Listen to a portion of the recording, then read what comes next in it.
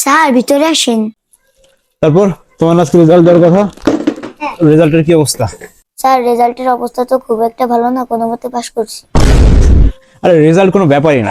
তুমি কোন ক্লাসে পড়ো? কেবল ক্লাস 4-এ পড়ো। তোমার সামনে এখন বহুত সময়। একটা পরীক্ষা হলে কি জীবনের সব পরীক্ষা শেষ হয়ে যায়? তোমার এখন অনেক সময় বাকি, ইমপ্রুভমেন্ট করার অনেক সময় আছে, কোনো প্যারা নেই। বাই দ্য ওয়ে, আজকের পড়াটা তো অবশ্যই করছো তাই না? না স্যার, পড়াও তো হয়নি আজকে। ও, পড়াও করো নাই? কোনো ব্যাপার না, মাঝে মাঝে একটু পড়া না করলে সমস্যা নেই। তোমার প্রত্যেকদিন পড়া করতে হবে? প্রত্যেকদিন পড়তে কার ভালো লাগে? আমার নিজেরই তো ভালো লাগতো না। বাই দ্য ওয়ে, পড়াটা কেন হয় না আজকে? বন্ধুদের সাথে একটু র্যাকেট খেলতে গেছিলাম। ও, র্যাকেট খেলতে গেছিলা? তো ঠিক আছে, শীতকালে র্যাকেট খেলবা না? এত পড়াশোনার চাপ নিয়ে লাভ আছে? মাঝে মাঝে র্যাকেট খেলবা, একটু বাইরে ঘুরতে যাও বন্ধুদের সাথে। পড়াশোনা কি সবসময়ের জন্য নাকি? বাই দ্য ওয়ে, তোমার বাবা মা বলছিল আজকে আমার বেতনটা দিবে। তোমরা কি বাসায় আছেন? বেতনটা কি দিবে না আজকে? না স্যার, আম্মু তো নানা বাড়ি গেছে, আর আব্বু বলছে কি 2 মাসের বেতন একসাথে দিবে।